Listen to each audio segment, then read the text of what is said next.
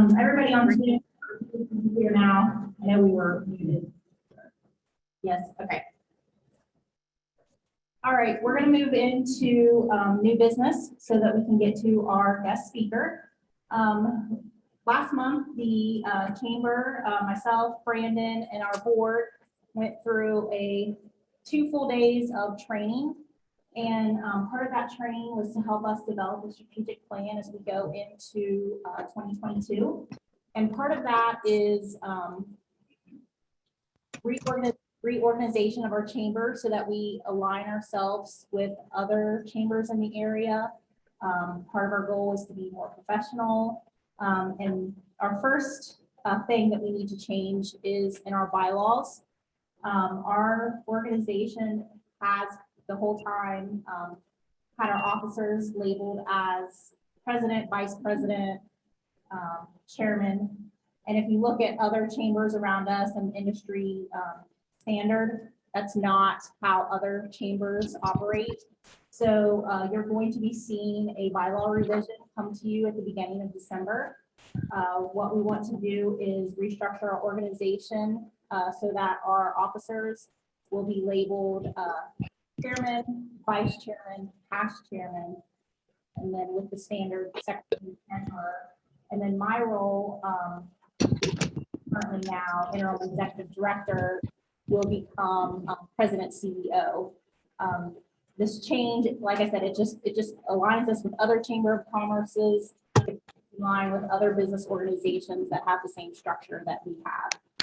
And so how our bylaws works, membership will receive the new bylaws 10 days prior to the next meeting, which will be the December meeting. And then you'll get that time to read over them, make sure everything looks good to you. And then at our December meeting, you'll vote to accept the new changes that we have suggested. So that's kind of how that's going to work. And then after that, we have a lot of other new changes coming.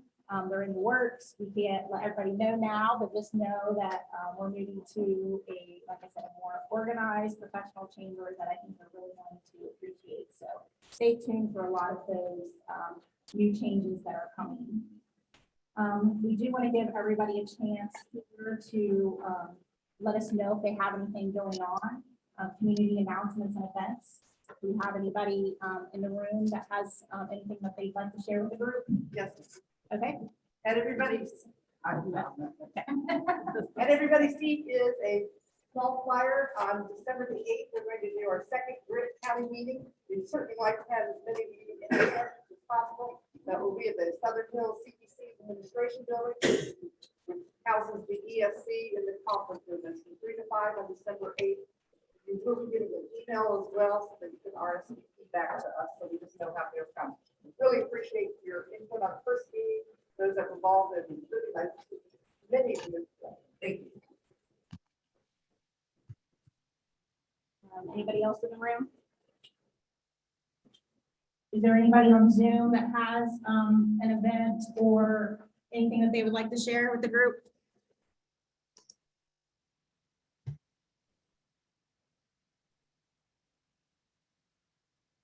Okay, well, I'll share that on November the 27th, which is the Saturday after Thanksgiving, that is Small Business Saturday. The chamber will be set up at the fairgrounds selling our Brown County game. There will be other vendors and crafters there that day, so please come and shop local. I know we've put out the challenge to try to buy all of your Christmas gifts this year locally. This is the perfect place to be able to do it, because you can come to one stop and you've got like 40 local people right there ready to sell you Christmas gifts. So like I said, we're going to be part of that, and we'll have our Brown County Coffee there for sale. So that is Saturday, November the 27th from 8 to 3 at the fairgrounds. We have our monthly travel and tourism meeting coming up. That will be on December the 2nd at 4:30. Our travel and tourism committee, we're committed to seeing what our county has to offer. So our meetings are going to rotate to different organizations throughout the whole entire county, so we can experience different things that are in the county that we may not even have known that was there. So we're going to be visiting a place in Fayetteville called the Pike Street Cafe. and hold our meeting there, but then also get to experience what this restaurant has to offer, and then to be able to share our recommendations of people going there. Our next monthly meeting will be December the 16th. It will be our Christmas meeting, so a lot less formal business to take care of and more fun Christmas things. It will be at Southern Hills Community Bank in Ripley. And then another Shop Local campaign that we're doing with Donna's Dynamite Deals, December 17th and 18th is a local shop hop. You can get your coupon to get punched in the Donna's Dynamite Deals ad. And on the 17th and 18th, you go around to those stores, get your card punched. Every store that you visit is more entries into a raffle. That will be a huge gift basket full of local items that you have a chance to win. So there aren't any other community announcements. I'd like to introduce our host. We're very thankful for the Georgetown Church of Christ for letting us use this space. We have got to use it on multiple occasions, and it's always so nice when we come here, and that will be so nice to. So we just want to hear a little bit more about the church and the things that the church is working on. So I'd like to introduce you to Jason Galley.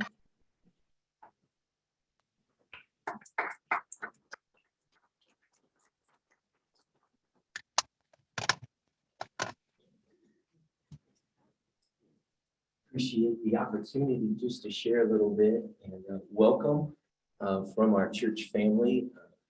Just a note, we'd love for you to come hang out with us anytime. If you don't have a church home, we'd love for you to come and be a part of what God's doing here. I was asked, and gratefully so, just to share a little bit of what's going on here at our church. And we desire to truly be a partner with our community. We believe that's the heart of Jesus. He reached out into the culture around him, showing love, grace, forgiveness, support, especially to those who are struggling. And so it's our desire to join with our community and partner. And some of you may know some of these things, but some of the things we love to do is we love to engage young people. One of the heartbeats of our church is to come alongside the youth. And we find that our youth culture is taking a big hit. There's a lot of struggle. And always seems to be the case. And I believe the enemy attacks young people, wants to trip them up at their young youthful age. And so we have a very vibrant children's ministry that supplies opportunities for kids to connect and have a safe place to engage with other peers. And so we build a bridge with our school. We have both our student ministry and our children's ministry have full-time ministry leaders. Patrick Klump is the student minister, and Leah Charles is our children's minister. And we are constantly trying to build a bridge. Leah works at the school every Thursday, all day, to serve their needs.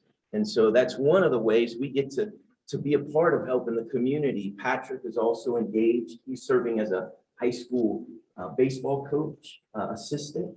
And so one of the things we love to do is just come alongside, be a part of what is already happening, and be a strength support. And so there, if you look into our online website, you can find activities, events. One thing we also do that's exciting is we take our church vans. You may see us on Wednesdays. Our church vans travel over to the elementary school, and we provide an after school, what we call 4-5-6 Bible study. And anyone's welcome, but our children's ministry brings them back here, and we help them engage relationally, but most importantly, we want them to know that God loves them and that there is truth and hope for them. And so we have about 20 youngins that were just here yesterday, and it's pretty exciting to see the relationships and the strength they're in. Another thing we believe in is there are adults and seniors, and we have a strategic, what we call seniors ministry, and which allows for opportunities for those who are a little older, respectfully, to connect. And we're finding right now in this culture with all the strain and stress that's put on by the COVID issues that we're all facing, people are lonely. And we try to create space for our seniors who need connection to come together. We just hosted a week ago a meal, a fellowship gathering, as well, a time where we can help encourage them. Mike Click, some of you may know Mike, who served our community in different ways as a state patrolman for a period. He also serves in other capacities. He came and did a little training on how to just protect yourself as a aging senior, and just some equipping tools to help them in their season in life. And so we try to partner with those who are in that area of life. We also just want to build a bridge with the other churches in our community. It's not the only place that wants to extend God's love and grace. And so we know that, and we want to help combine with other churches. Something that is coming in Easter is we've already rented out the Gaslight Theater. We're going to do a community gathering of the churches and celebrate Easter in a coordinated effort, kind of retelling the story of the Last Supper in a creative way, and lifting up the hope that comes through Easter. But we're going to combine with the other churches and show partnership as a community of faith. And so those are some things. But to let you know, we have a food pantry that we extend to our community every Wednesday. And anyone's welcome to participate in that. We have a relationship with our local government here, and we serve the Shop with a Cop. It's going to be happening on December 14th. They use this space to land the Shop with a Cop event, and we help supply present wrappers to help join with that opportunity to love our community, serve our families in our community. And so we also have an assisting kind of sporting league we call Upward Basketball and Cheer. And it's not designed to compete with our local athletic groups. Actually, we are one of the host sites for all of our Pee Wee basketball league here in Georgetown. So they probably use our gym more than we do through the season of especially basketball. But we do also offer a basketball league for probably it serves mostly homeschool kids and those who may not feel like they can engage at the higher level of competition. It's kind of shifted into that role. But we find we get to serve a lot of families through that ministry and that opportunity. So those are just some things that God has allowed us to do to serve the community. One thing I want to extend to you is we're interested in how we can continue to partner. And so you all, as business leaders and as people who are highly engaged in our community, if you see opportunities that we can join you and we can help serve, we would love to do that, to show God's love to our community. So I don't know if I hit the mark on what you wanted. Do you want me to offer time of any questions, or are we good? Yeah, is there any questions? Maybe you've heard about something and you're a little more curious. Make it easy on you. I like it. So I thank you all for the opportunity to share a little bit. Please see me afterwards if you have any thoughts or ideas of how we can continue to partner with you all in our community. Thank you. Thank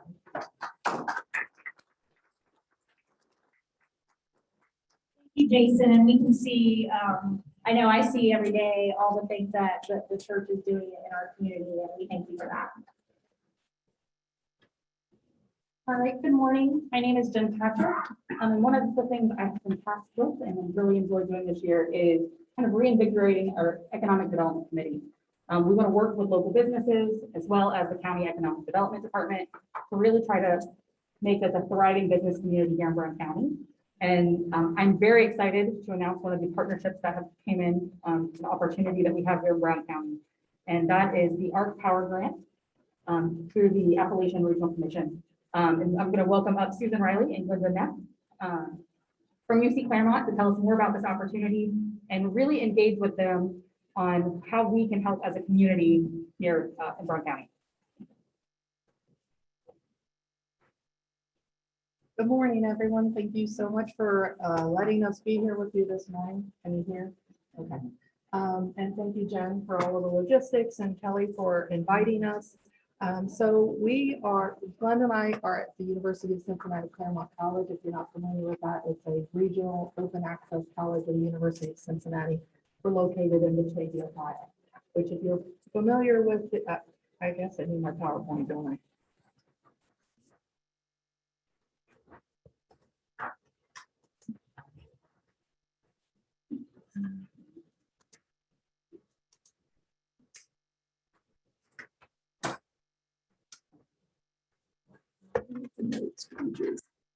They don't see this part. They're only Okay. seeing this part. Okay, good. Okay, so I'll try to stand out of the way. So if you're familiar with the Appalachian Regional Commission, they serve an area from the East Coast all the way through, and Claremont County happens to be the westernmost county in Ohio in the ARC region. So when we saw this grant come across, we were interested in it because the coal impact of the closures of these plants, they've already affected Brown County. They're also going to close them early, so it affects Claremont County. And much as the church serves a regional need, we see this as a regional need.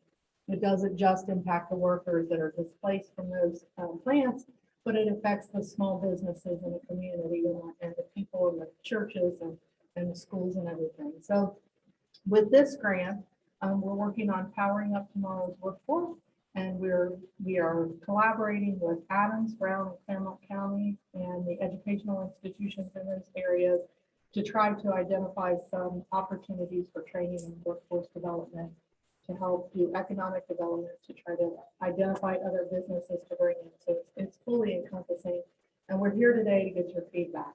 But our partners are, like I said, Adams and Brown County Department of Economic Development, Brown and Claremont Adult Career Campuses, which includes Southern Hills and Grant Career Center, and then with Claremont County.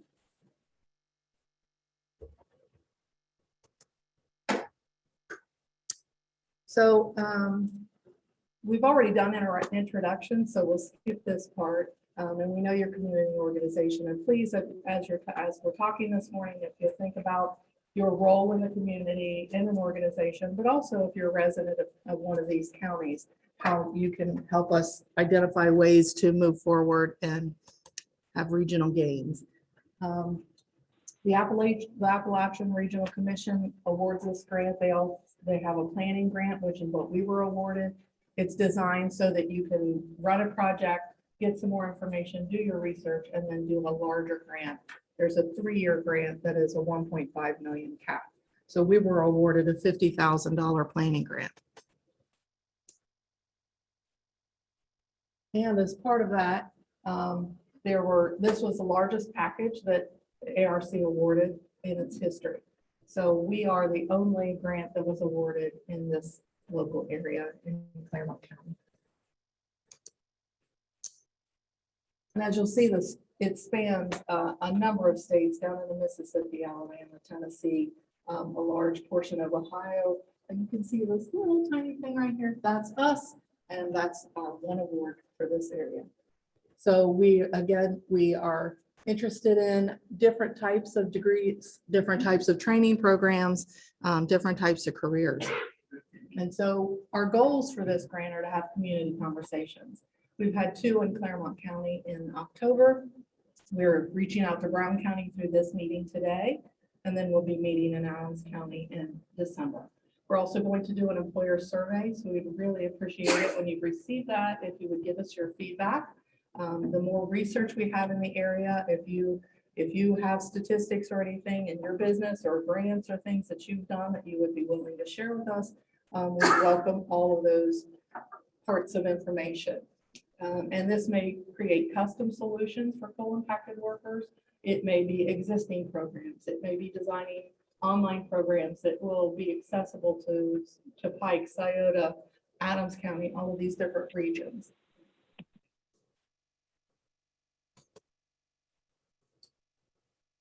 And so I'm going to hand this off to Glenda now, and this is where you come in and we're going to have a conversation about some of these ways that we can approach this regionally. Thanks, Susan. So we gave you the, step over there. We gave you some small cards, some index cards, and what we'd like you to do within your tables is kind of brainstorm some of these things for us. We want to start with what is the impact that the closing of the 4 plants in this region has had on this area. It could be anything from individual impact to community impact to business impact, impact on any community groups or schools or anything that you, from your perspective, have been able to identify. Then we want to know what services are available in the community that we already have that we can tap into as the closings happen. And then what ideas do you have? What suggestions do you have as we move forward? So these are the things that we'd like to have from all 3 of our communities. One of the things that Susan and I found out or have started finding out from Claremont County is that the counties sometimes talk to each other, but not across the board. You know, we're all working really hard. We work in our silos, and sometimes we don't have a coordinated approach. The great thing about this planning grant is that it gives us the opportunity to be able to have time to do that coordinated approach. So if you'll, on your index card, start to do that just on your own, and then what we'll do in about 5 minutes is report out from your tables. So what we'd like are impact first, then what services, and then what ideas you have.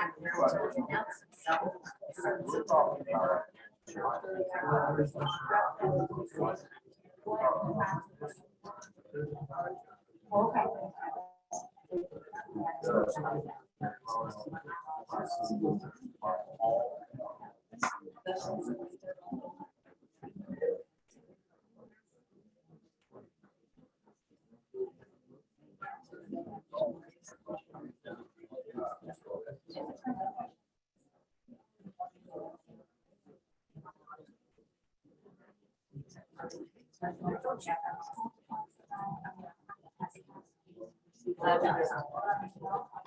know, yes, yes, because I know, you know, I can't. What's about staff?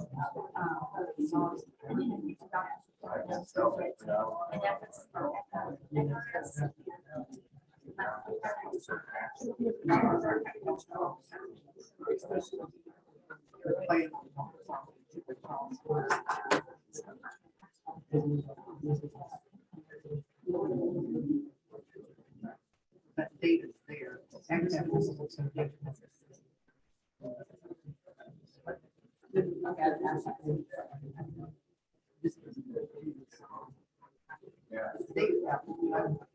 Yes, yes.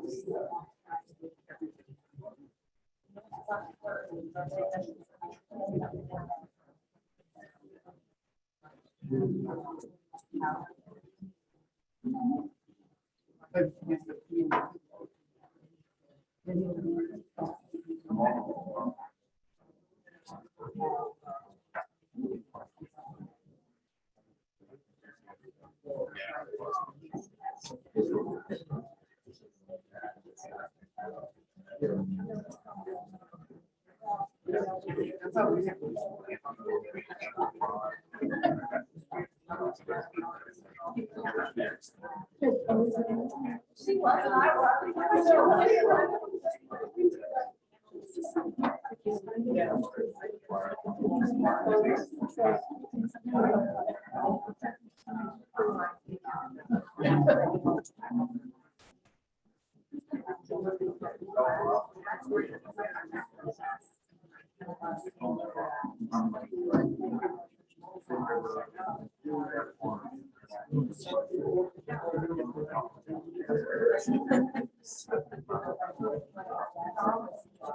curious.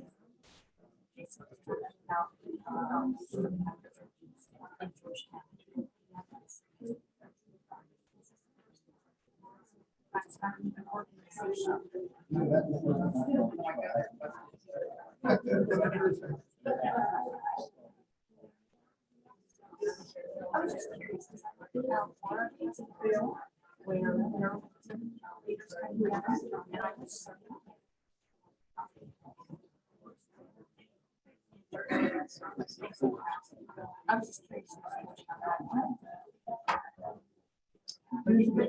So.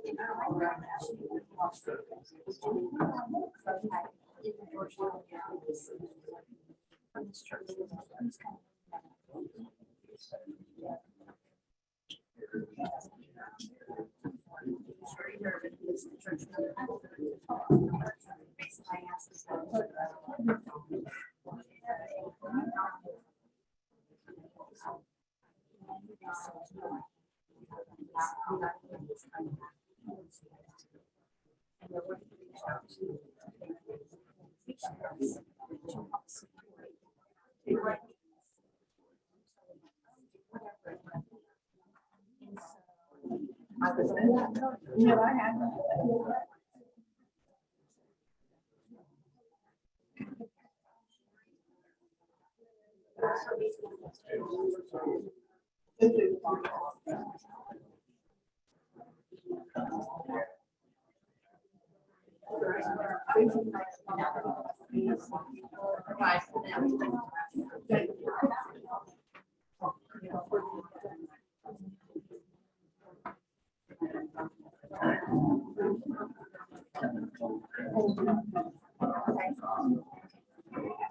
Because I a couple more minutes. Any more time?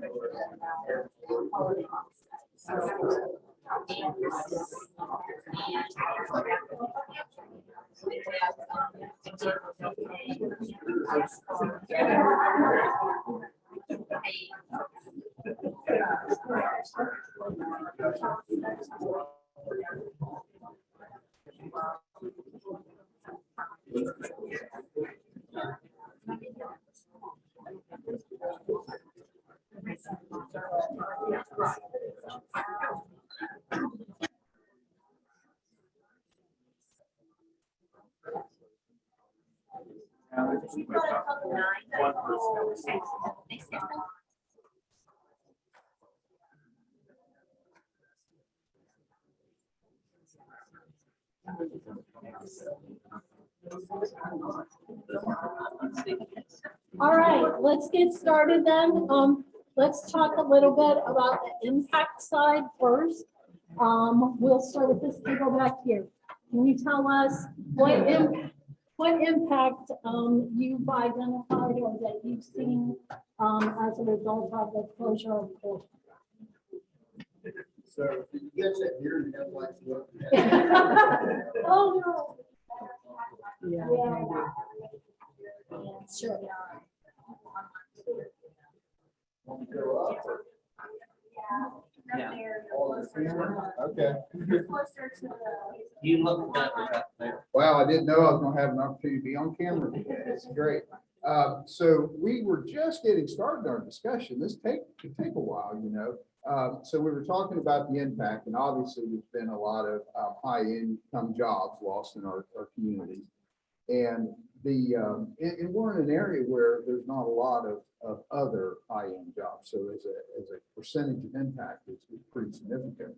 And then we were talking about the impact to our communities because we've lost a significant part of our tax base with this. And we've lost a lot of economic activity from, you know, those high wage earners, you know, buying goods and services in their local community. And we've also seen kind of an out migration then of some families that, you know, had some good jobs that followed good jobs out of the county. So a little bit of that too. So then we were talking, we got two services. And so we were thinking of Ohio Means Jobs, you know, through the state program for workforce development and everything that Community Action runs. And we were talking about the library, and I'll just say, Lynn and I were there, and like she mentioned Ohio Means Jobs, I mentioned the library, just so you know, there's no cheating going on there. But we were talking about the library's role and how it shifted to helping people with connectivity a lot. And, you know, a lot of times, some of the folks that are trying to find new skills and or new jobs or working remotely or all that, they need that connectivity. And that's really a problem in our area for some people is having that connectivity. So they migrate to the library. So that's been a big role. We talked about the Safety Net Alliance that United Way is kind of helping facilitate where we're trying to bring a lot of the services together, working together. And then we were just getting ready to talk about the new training center in Adams County that they're building there too, that kind of dovetails with a lot of this. And then services, as far as we got, I don't even see the thing to tell me what the next one was, but Ideas and suggestions. we don't have ideas and suggestions. You have to give us like another 20 minutes. Ideas and suggestions. So I apologize, but I was able to hit all the obvious things because I was the first guy. So I'll let somebody else hit the ideas and suggestions.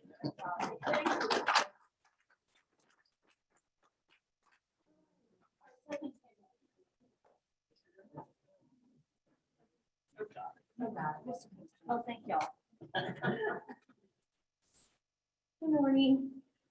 So we were discussing a lot of the same things that you already had mentioned, the loss of jobs naturally, people moving out of our counties to find work and homes elsewhere where they can make a better income. And the Manchester School District was highly impacted. So some of our services that we discussed were the Brown County Web Portal, Ohio Means Jobs. They have so many resources that people don't even utilize. Future Plans, whom I work for, the AppCap, JFS, we have a long list. The Senior Citizens, the Pathway Program is huge that Ohio Means Jobs has for the students and their families. FRS, the Health Department, Community Survey, the schools, the churches, and Safety Net, which you had mentioned as well. And then a couple of our suggestions were to obviously have community meetings, right? So everybody can brainstorm and come together. Our faith-based outreach programs, which are huge in our communities, United Way, and our data points. That's what we discussed. Thank you.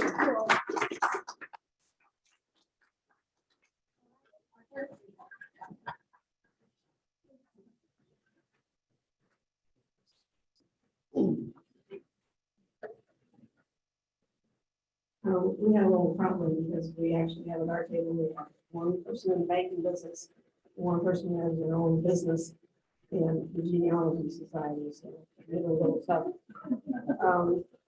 We did notice ours were more general ideas, and the one thing we noticed on impact, we've kind of said this and what you said. When you talk Fairmont, Brown, and Adams, you're talking 2 rural counties and 1 fairly suburban county. And that's a big difference. And what you talked about in access to high-speed internet or cell service. I live just the other side of 68 here. And we just now got Spectrum yesterday.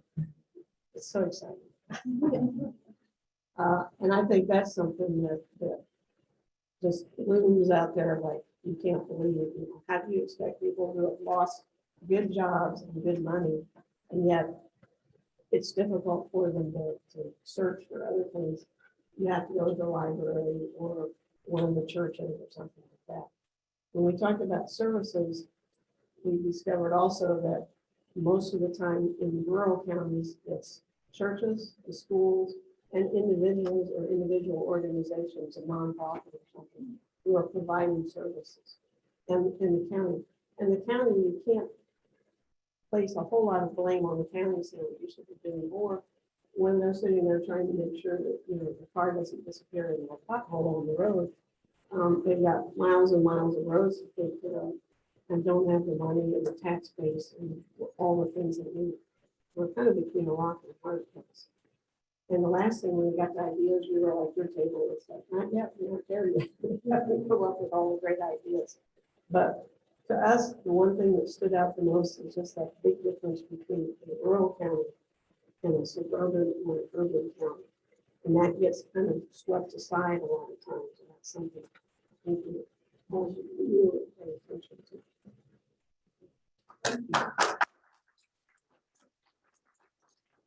Thank you, Rob, you talked about us, but it's good now.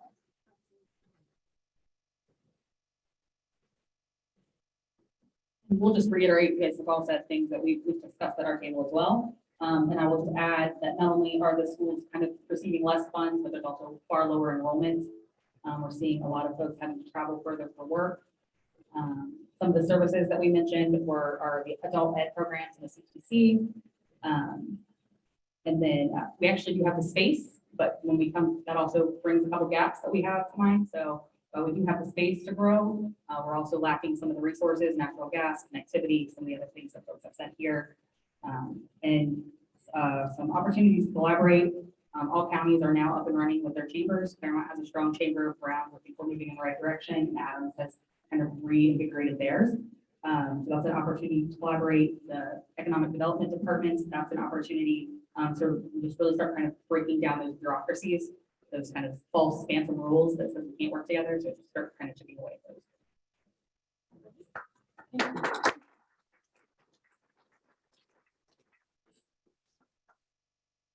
Was everything that everybody else said. So, all right.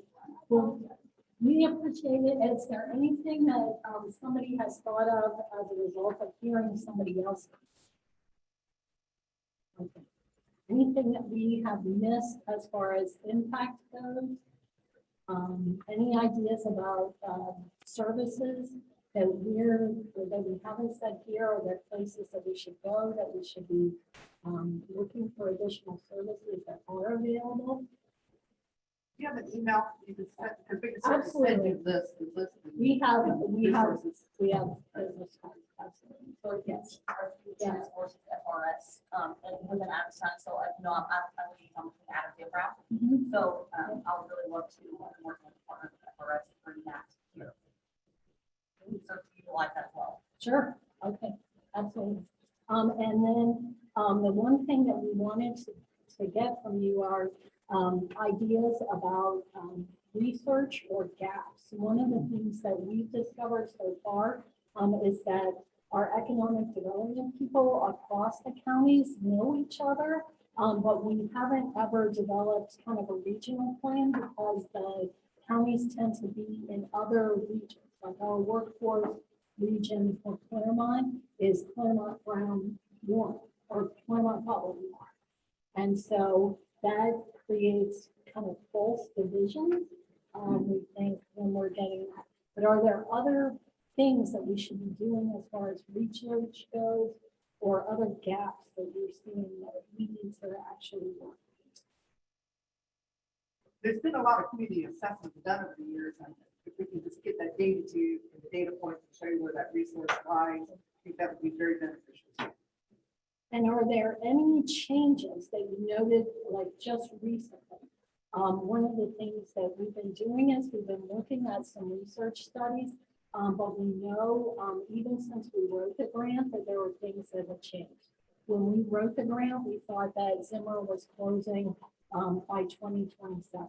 Now we know Zimmer is closing next spring.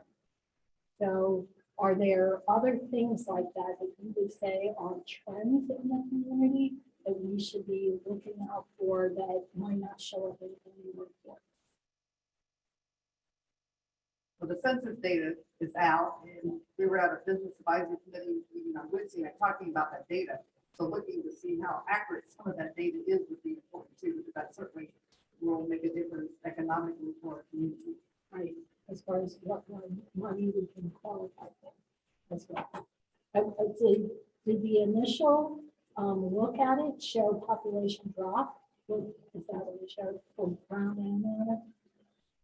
I can see that. Let's look at Brown. Okay, all right. So we were showing, like, what we were seeing was a 3% drop. Yeah. Okay. Brown a little. Okay.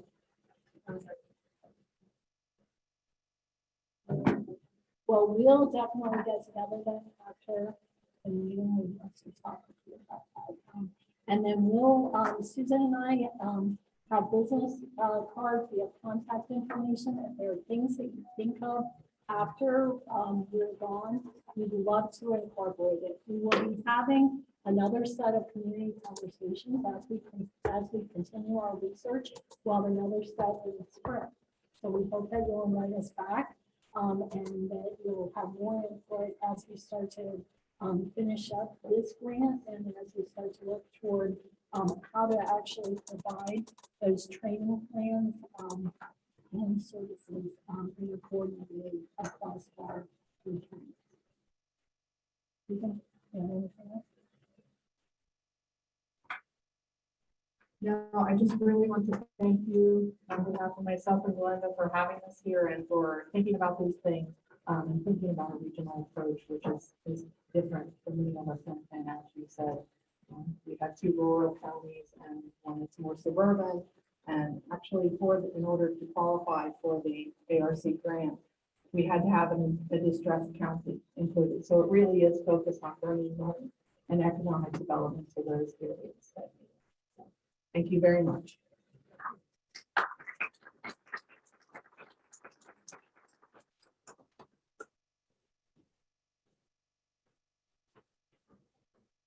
Thank you. What a great conversation that we had together. It's always great to see everyone from the community coming together to try to make our community a better place. So again, I just want to invite you to our next monthly meeting, December the 16th, Southern Hills Community Bank.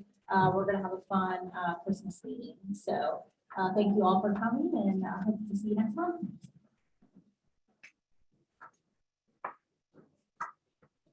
Thank you.